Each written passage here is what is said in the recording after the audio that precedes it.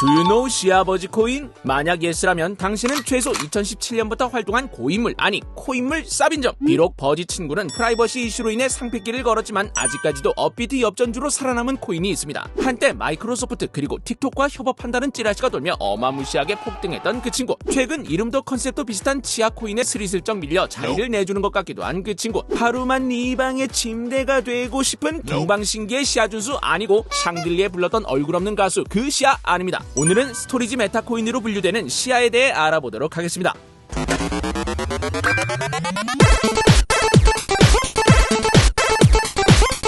시아코인.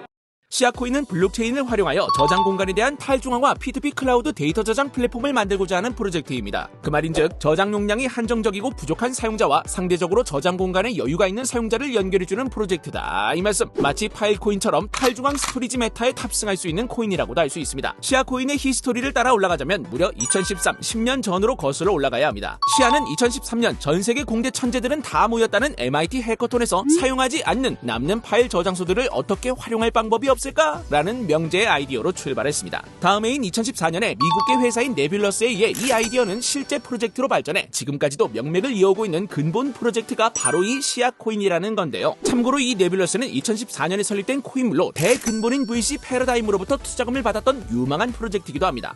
바로 이 네뷸러스를 통해 시아 프로젝트의 서막이 열리게 되었는데요. 시아가 노리는 시장은 그 당시 기준으로 아주 매우 엄청 몹시 획기적이었습니다. 중앙화된 데이터 저장 서비스는 가격도 너무 비싸고 무엇보다 중앙화 이슈라는 치명타가 존재했거든요. 만약 내 데이터가 저장된 서버가 마치 라이트 타노스처럼 휙 하고 사라져버린다면 My precious 데이터 역시 소리소문 없이 날아가 버릴 수 있겠죠. 바로 이 중앙화의 비용 문제와 데이터 집중 두 가지 문제를 한방에 해결해보고자 하는 프로젝트가 바로 이 시아였다 이 말씀. 형이 다시 말하지만 당시엔 정말 획기적인 생각이었어요. 그렇다면 시아코인은 과연 어떻게 작동하는 걸까요? 여기 내 데이터를 클라우드에 저장하고 싶은 철수가 있습니다. 철수가 시아 플랫폼을 이용하면 전 세계의 여러 데이터 제공자들에게 자신의 데이터를 암호화한 후 여러 곳으로 분산해 저장할 수 있게 됩니다. 쉽게 말해 토렌트의 작동 방식과 비스무리하다고 이해하면 되는데요. 하지만 이렇게 분산화된 데이터는 오직 이 데이터의 비밀키를 알고 있는 철수만이 접근 가능합니다. 그리고 이 과정에서 분산된 데이터를 누가 얼마나 갖고 있는지 소유자가 누구인지를 검증해주는 역할을 하는 것이 뭐다? 바로 시아 블록체인입니다. 채굴자들은 이 보상으로 시아코인을 채굴할 수 있고 데이터 저장에 대한 보상 역시 시아코인으로 결제를 하게 되죠. 데이터 저장 공간을 빌려주는 주체들 역시 이 데이터를 저장하기 위해서는 일정량의 시아코인을 담보로 맡겨야 하는 시스템이다 이 말씀. 실제로 이 시아코인은 초기에는 매우 가성비가 훌륭했습니다. 아마존이 5TB당 115달러를 청구할 때 시아는 단돈 10달러만 있으면 이 서비스를 활용할 수 있었다고 하니 많은 양의 데이터를 분산해 저장하고 싶은 사람들에게 그야말로 찰떡이었던 거예요. 하지만 사람들은 서비스보단 아무래도 가격에 집중을 했는데요. 그 당시에 시아는 엽전 코인, 가벼운 코인이라는 수식어로 유명세를 탔더랍니다. 당시 시아의 인기는 동방신기 부럽지 않을 만큼 어마어마했습니다. 이에 따라서 코인 매수 말고도 채굴하려는 움직임 역시 매우 활발했죠.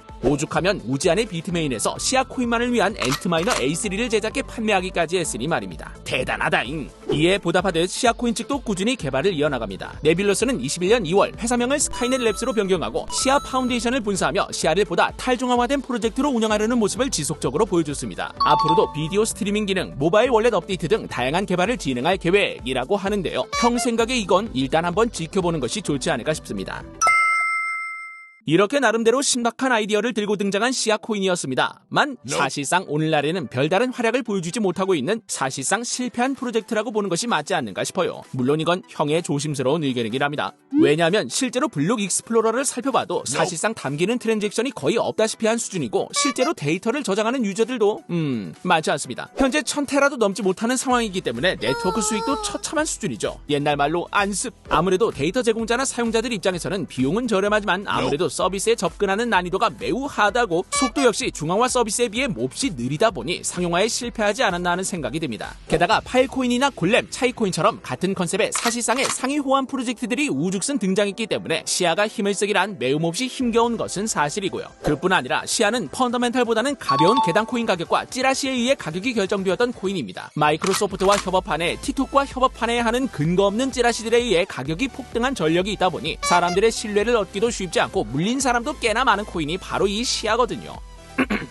발행량 역시 고정된 형태가 아니라 해가 지날 때마다 추가 인플레이션량만 줄어드는 형태의 사실상 무한 발행이기에 물량 이슈도 꽤 부담으로 다가오는 상황. 무엇보다 22년 8월 시아코인의 메인 개발사인 구 네뷸러스 현 스카이넷 랩스는 펀드레이징에 실패했고 결국 해산할 것이라는 소식이 전해졌습니다. 앞으로는 시아 파운데이션의 할당 물량으로만 운영될 것이라 하는데 물론 이것으로도 개발은 계속되겠지만 사실상 손을 떼었다고 보는 편이 맞겠죠. 앞으로도 쉽지 않다고 보는 게 현 시점 시아를 향한 냉정한 평가일 겁니다.